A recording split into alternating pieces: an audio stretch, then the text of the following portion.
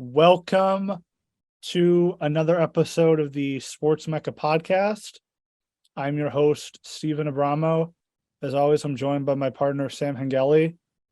Today, we are joined by Ryan Deppen. He is a basketball player development coach and consultant. Ryan, we appreciate the time this evening. Appreciate you guys having me on. Definitely enjoy hopping on podcasts here and there and getting to kind of share my backstory as well. For sure. Now, to start off, when someone like myself asks you, what a basketball development coach and consultant is, what is usually your response to that? The simplest way to put it is I try and help every player that comes in the gym, get a little bit better. I can't take any credit for anything because honestly, I don't do much. I do as much as I can, but they're putting the work in themselves.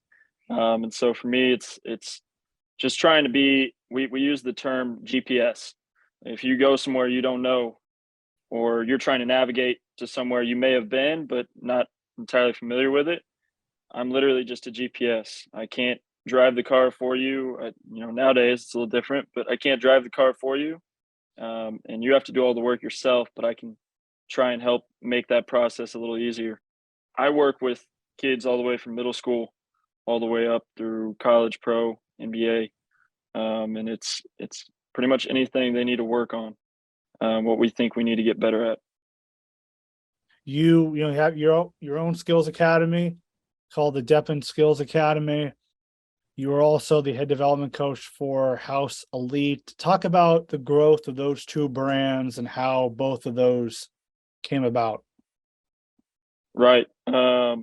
I think the best way to say that is it used to just be me and just be kind of my identity and my relationships that built, that brand, and Ryan Deppen Skills Academy was great. I really did a lot with it.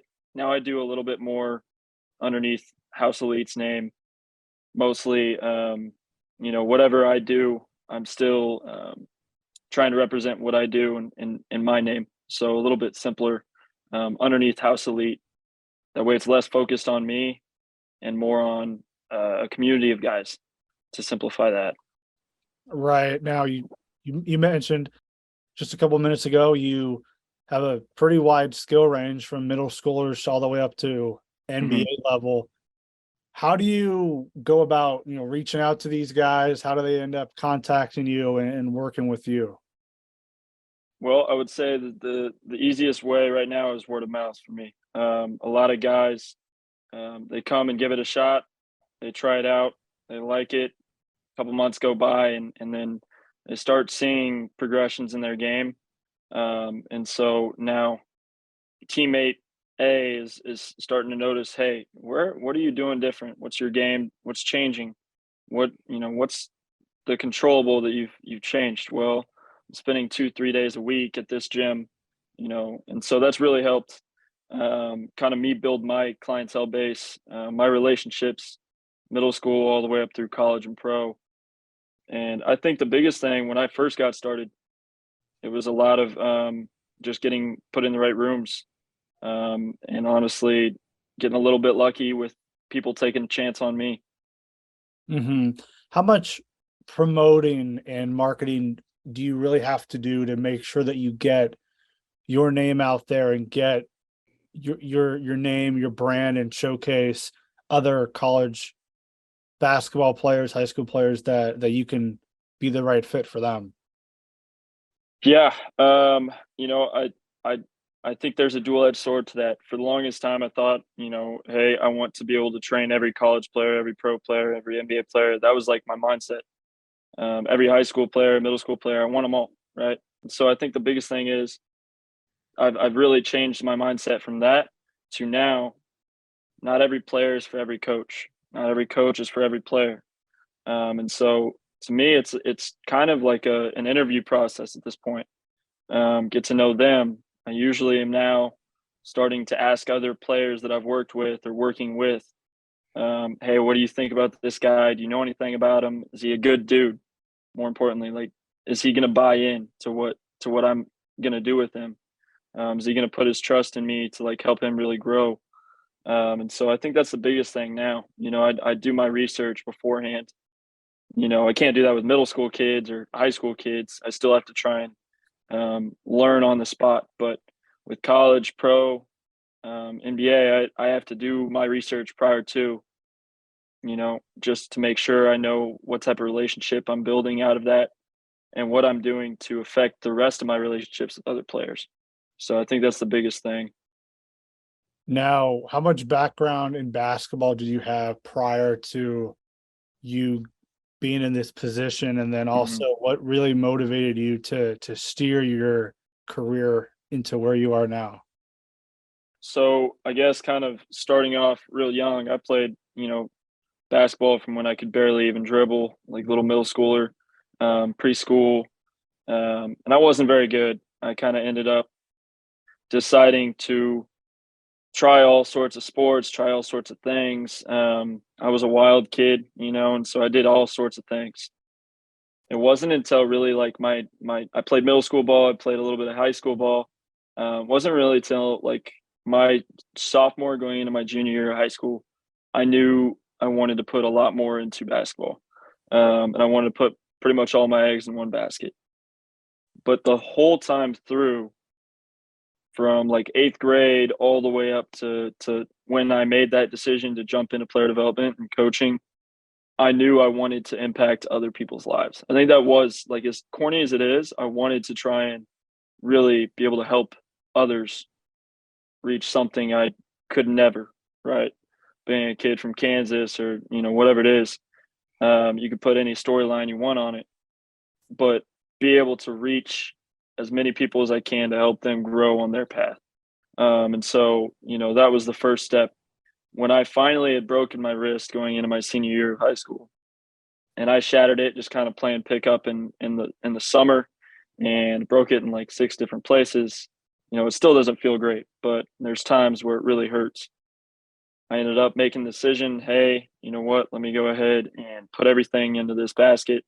I had a really good mentor at the time. I went and worked a couple camps with him, Luke Cooper, who was also kind of one of Ben Richardson's, mentors and guys that he worked out with at the time. And that's how we got connected with Ben. And so, Ben and Clay, both those guys were great. Being from that area, there was a lot of college talent. And so that got plugged into those relationships and, got really lucky to be in the right rooms. So that's kind of how I came across the player development. And then this is going on year 8 now at this point. Wow. You might know the name Drew Hanlon. Mm-hmm. He works out with a lot of NBA players, most notably Jason Tatum, a few of the other Boston Celtics. Have you ever, heard of his work? And is that someone that maybe you kind of look at how he trains and develops players and you try to emulate that as well? Absolutely. So my mentor, Luke Cooper, he's a great guy. If you guys get a chance to get him on the podcast, absolutely do it. Luke is now at Overtime Elite, but back when he was my mentor in Overland Park and in Kansas, Drew Hanlon had brought him on as Pure Sweat. And so, Luke really grew in that Pure Sweat thing and got to start to meet some of those other trainers, including Drew, including Alex Bazell.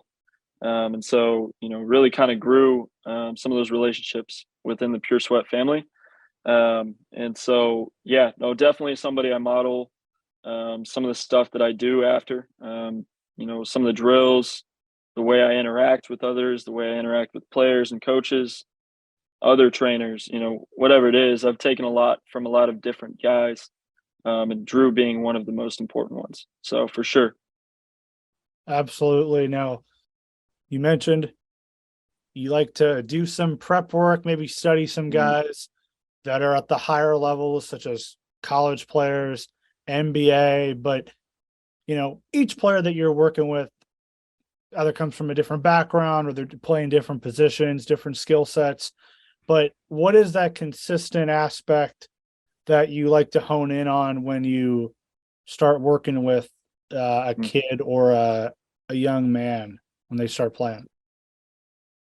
No, with a kid for sure, or a youth. youth player, I definitely try and nail in on ball handling and shooting. I think those are the two most basic skill sets that we can really break down and build on, build on, build on. Even on like the smallest tiny details matter. We really work on if we go into ball handling or being able to drive to the rim. I put those two kind of together in my book. Yeah, you've got to be able to handle the ball, but what you do with it matters. And you're not gonna, especially as a youth player, a lot of these kids don't understand. You're not gonna get 5, 6, 7 dribbles to do whatever you want. You're gonna get 3 or 4, and you got to be really efficient and really effective with them, and maybe even less. So we really work on driving angles, driving to the rim with intent to score, right? And so that's one of the main things I really hammer with kids. If they can learn how to do what I was not able to do, get to the rim, if they can really understand that and grow out of that, it will really help them in the long term.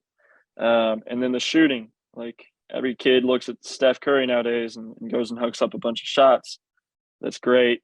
Does your 15-footer look like your 25-footer? Probably not right now. A lot of kids need to re-hone in on some of their shooting, and so we really take it back to square A and work on that. Form, does you release, is there a hitch, does it come out of your hand clean? We kind of build from there. The things that we try and really build out of are honestly, besides those two main factors and putting those in the live situations, we really try and build the mental side. And that's one of the biggest things to me. If we can build your mental side, you can be coachable, you can be tough, all of those things.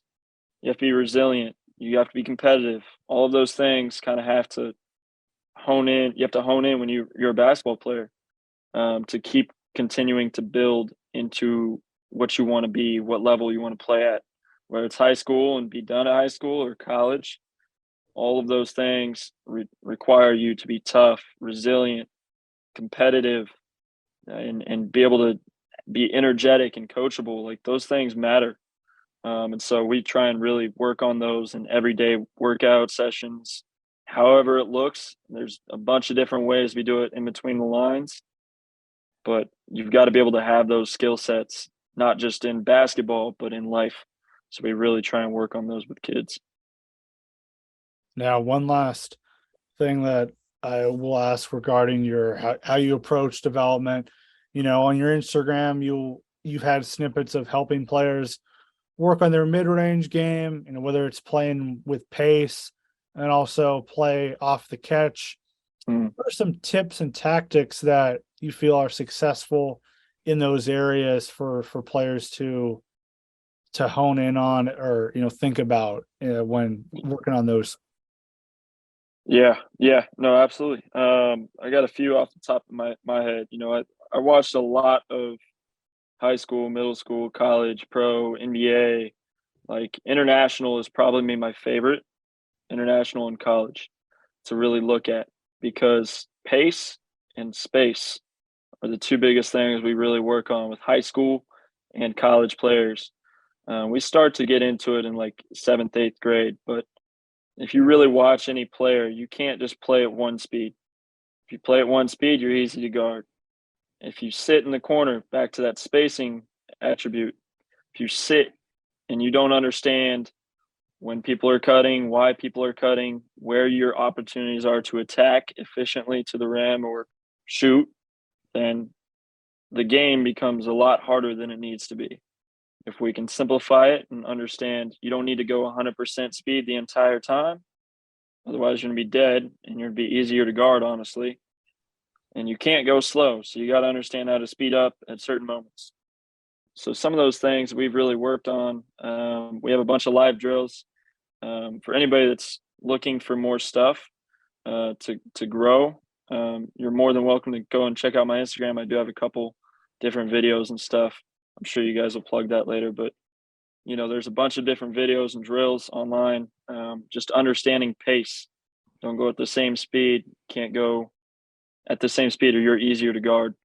And you got to understand the flow of the game. There are many events coming up in the world of sports. it'd be great to be in attendance for such. Where can we get tickets? SeatGeek. You see, SeatGeek is an app that can help you find the best seats with the best deals. SeatGeek shows you different tickets available, with green being the best deals and red not being the hot deals. The best part is it shows you where you'll be sitting at the event. If you use the code SportsMecca, you could get $20 off your first purchase. Get your seat at SeatGeek today. Yeah, absolutely. So, Sunrise Christian Academy is a prep school in Wichita. Talk about what the prep route does for high school players, and what are some of the positives and negatives that come out of going the prep school route. Yeah, I'll start by saying, prep is awesome. It's a really high level at certain spots, at certain schools. It's a really high level of basketball.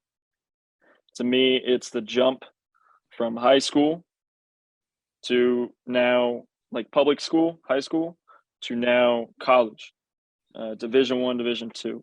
Last year. I was able to be with Sunrise, at the post grad level. So now a fifth year in high school, you're in a gap year program. You're all bought into basketball. You got a couple college classes, and you're playing a lot of games. We played, I think, 40 games and 10 scrimmages in a matter of 6 months or less. So it's a lot of games. It's a lot of practice. It's a lot of wear and tear on your body. But at the same time, the amount of growth, the level of athletes you're playing against, it's really high level. It's legitimately college basketball in its high school form. I was able to be underneath a great coach, Tum Tum Nairn, Mocan guy, played at Michigan State, and he's now an assistant at Southern Utah.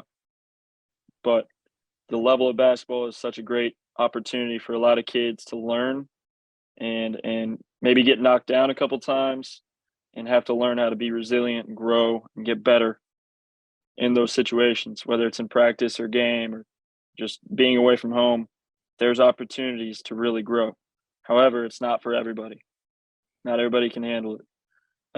And so, it's definitely an opportunity for some special individuals that think they could gain something from it. It's definitely an opportunity to look at if you're in that position. What do you think of Sunrise Christian Academy alum Grady Dick so far? Grady looks good. He's definitely shooting the crap out of it, and that's something that's not new. As a guy that shot dang near 50% from the field, I think, and maybe even from three. I think towards the end of the year, I'm not sure on his last stat, but he was shooting really high level in high school, and that was last year. And it wasn't from the high school line. This was not from college line. This was from the NBA line. Guys were guarding him. They know what he can do. They know that he can shoot it. And yet guys were still not able to stop it. And so I think Grady, he's showing that exact same thing at KU. He's gotten better defensively. He's gotten better putting the ball on the floor. And I think we're just seeing the start of Grady. He's a really special player, special dude, and absolutely just a competitor. So I love watching what he's doing right now. He's doing a great job. Yeah, absolutely. And let's talk about another Jayhawk who had a really historical season last year in Ochai Agbaji. He had one of the greatest seasons in the history of Kansas basketball last year. But before that season, he worked with Damian Lillard the summer prior with him and his trainer for the 21-22 season. What is about that offseason program to help Agbaji excel to being a national champion and a lottery pick? It's a good question. I know Phil pretty well. Here and there, we talk. I've gotten the chance to kind of interact with him in person a little bit and see his work in person, as well as we have a lot of close relationships or mutual relationships. I think Phil really nails in on shooting, and so Ochai really, I think, benefited from that time spent with Phil, and also another guy that's at my gym is Aaron Washington, the founder and CEO of House Elite. and he was able to be with Aaron throughout the season and spend time with him. And then, I think that was both of those minds were really beneficial for him during the season. And then I think just being able to come back again, stay in Kansas, and invest in the city, the area, and the people around it, and do it most of his pre-draft with us here at House Elite was really special. And so now, getting an opportunity to show that same skill set, the same drive, the same motor, the same willingness to do whatever it takes, and same skills now at the NBA levels is awesome. He's definitely grown quite a bit. Yeah, absolutely. And another guy that you worked with who was a part of that national championship team and was probably the other co-star to Ochai Agbaji is Christian Brown. Mike Malone has raved about CB and has said that he's going to have an impact on the Nuggets. What's been the biggest thing you've seen from CB from his freshman year at Kansas, working with him to the start of his rookie season? Really proud of CB.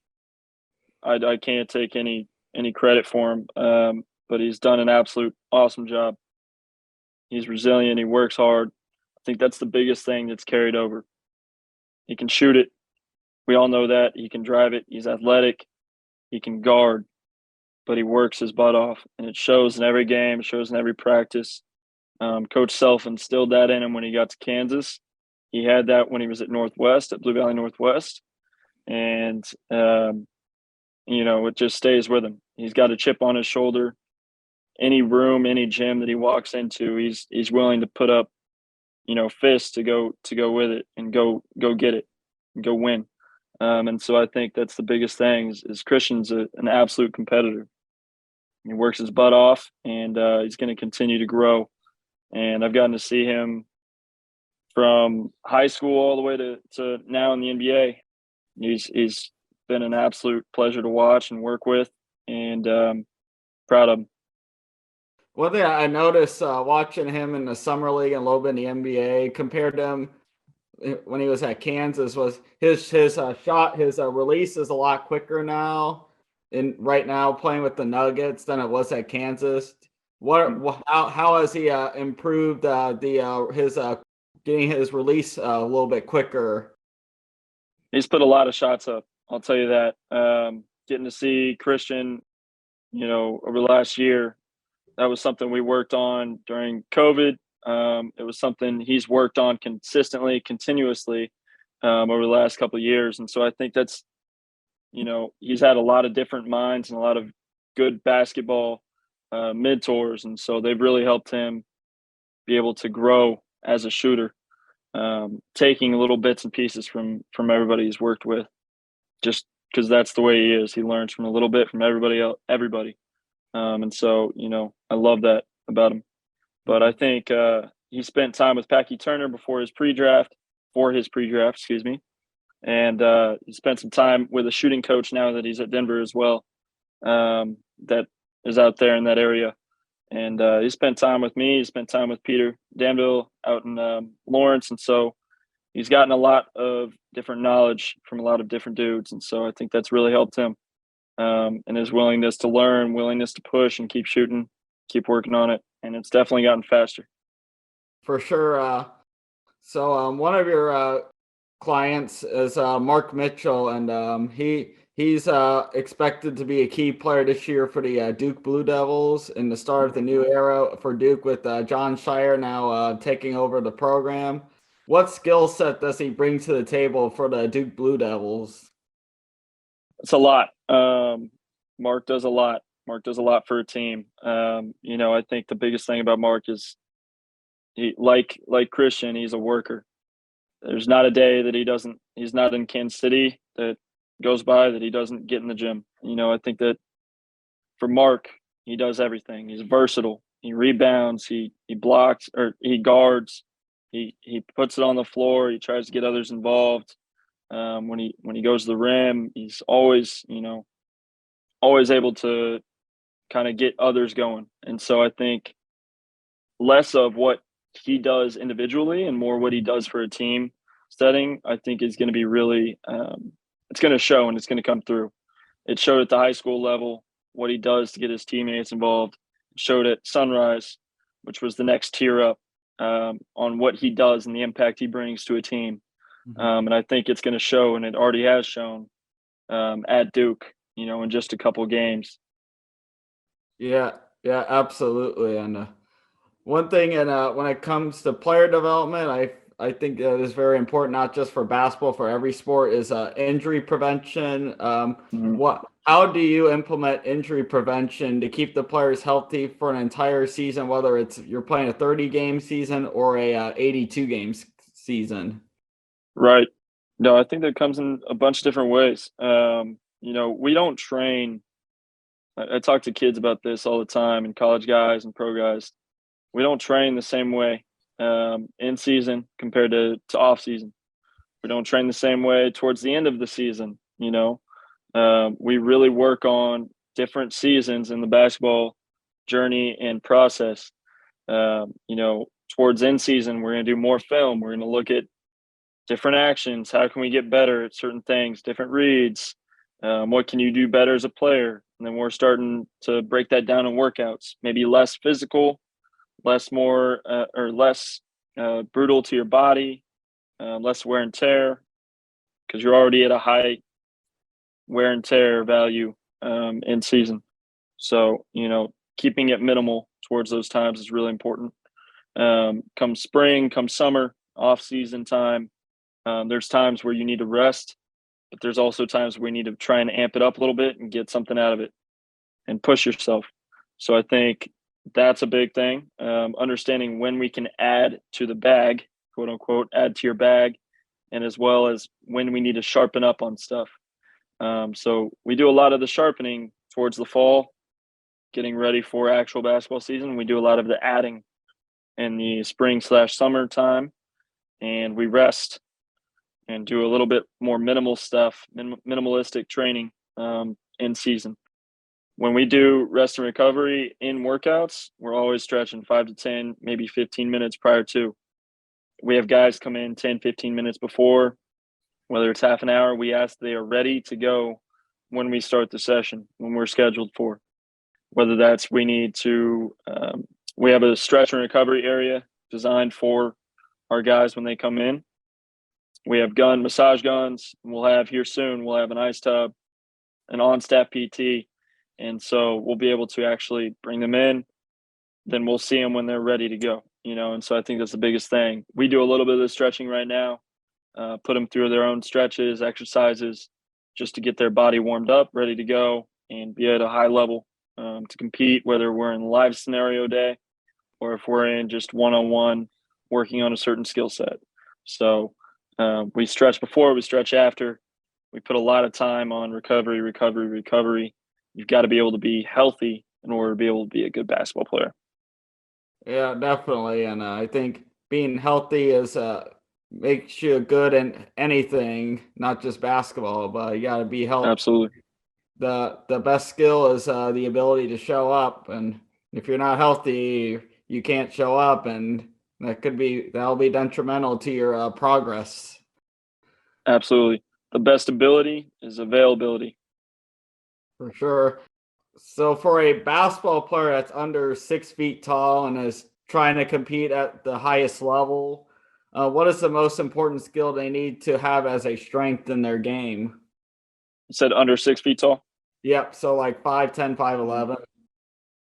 Yeah. Kind of going back to that pace and space. You got to understand where you can be crafty, where you can take advantage of your speed. Hopefully you have speed. If you're a shorter guard, we got to have some sort of second gear, kick, extra boost at certain times to be able to get to your spots.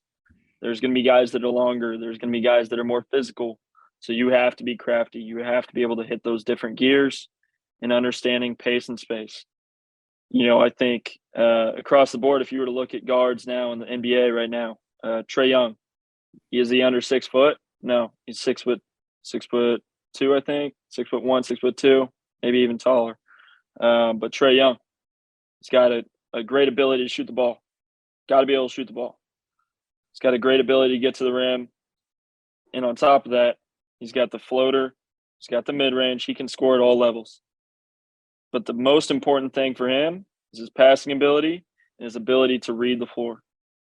When he went from Oklahoma, where he dominated in the Big 12, he was on a streak, just a tear. The biggest thing about him was understanding, okay, how can we shut him down? Because he's shooting it from half court. He's getting to the rim whenever he wants. He's getting his teammates involved. He's getting to any of his spots he wants to. You got to look back, and now the space and the floor is now way open, and the game is a little bit tougher because he's got better athletes. He's got the best of the best in the NBA. So he's had to understand, be a three-level scorer, be able to shoot the ball, be able to understand and read the floor, and find your spots. So I think those are some of the, that's a good way to look at it. If you can find an NBA comp or a college comp to your game, start to really break down pieces of their game and understand what you can get better at, where you need to get better at, and how you can get better at that. I think that's the biggest thing. Oh yeah, absolutely. I think about like Isaiah Thomas, like he was able to have a good NBA career because he was able to shoot the three ball very well, and be one example. So on YouTube, I know Ball is Life has posted a few videos of your open gyms. I'm just curious, what's the best open gym that you've seen as a skill trainer that you enjoyed watching, or even maybe you like played in? Definitely not one that I played in. I really enjoy watching. I don't really deserve to be on any of my floors of my runs. Just at this point in my my life, I don't play as much as some of these guys, and a lot of these guys would give me a really rough day. But I think there's definitely some sessions, especially during COVID, that were really special. Having guys from the NBA, having guys from college, Christian Brown getting ready to go into, I believe, his junior year. Then we had Bull getting ready to go to Denver. We had guys like that coming in. That was really special then, and now it means even more. Having those same guys come back to Kansas City this summer, be involved year after year in those runs, and having the involvement, the high competitiveness, it's really been special to watch. I couldn't really name one specific session. We've had some really good opportunities to really record, but at the same time, watch really good basketball, put together an environment where guys can compete and know they're going to be safe, know they're not going to get fouled to the point of where, okay, we need to kick you out of the gym. Understand that there's not going to be randoms in there that don't deserve to be on the floor. And so I think the biggest thing is creating a safe environment where guys can come in and compete. And we've had a lot of those really good sessions this past year, and a few including Christian Brown, a few including Ochai, a few including Bull, and then a few of all of them at the same run. And hopefully we'll add to that group here coming soon. We've had a bunch of Division I players, a bunch of Division II players. Trevor Hudgens coming through. Jacob Gilliard came through, and a bunch of really high-level overseas players as well. So the list goes on and on. Couldn't even tell you one specific occasion that was really a special opportunity for me and for some of these guys to be able to play in. Yeah, sometimes the greatest games ever played were the ones behind closed doors. Absolutely. So, to anybody out there, maybe they have hoop dreams or just their dreams in general, what advice would you give them? Chase it till the wheels fall off. That's the biggest thing that I've done. And as a guy that didn't play at a really high level, as a guy that was really passionate about helping others and the same thing, and still am very passionate about what I do and what it does for others and to others. And it's been really an opportunity that I've been blessed with, but I've also worked my butt off to deserve those opportunities. Don't stop. continually go every day into whatever you're doing with a learner's mindset, and just keep working. Something will click at some point. Something will happen. Good things happen to good people, and treat others with respect, and it'll all pay off. Excellent. Love that. Yep, for sure. Ryan, you provide a lot of insight, a lot of great information about, what you do, who you've been able to help, and really the path to where you are now. But if any basketball players at the high school level, college level, maybe some that are in the Kansas City area that want to improve their game and reach out to you, what are some plugs or areas of contact that they can reach you? Absolutely. I'll start off with my Twitter is a great one to reach at. Send me a message or tweet at me. My Twitter is at DEP Ryan 98. And my Instagram is probably my more popular one. Great way to reach me there as well. It's a little bit hectic here and there, but if you send me a comment or send me a message, I'll get back to you at some point as soon as I can. That one's just my full name, Ryan Deppen, and that's it. And feel free to reach out to our website as well, houseelitesp.com. Any of those three options, you can reach us and get involved in whatever way you'd like to. Great. Well, Ryan, we appreciate you coming on. We appreciate you talking about your story and everything about you. Sam and I look forward to continue hearing successful stories about you developing players, and we will be supporting you on your journey. I appreciate that. Appreciate you guys having me on. And thank you guys for listening to my story a little bit. Yep. Thank you, Ryan, for taking the time to hang out with us. Absolutely. My pleasure.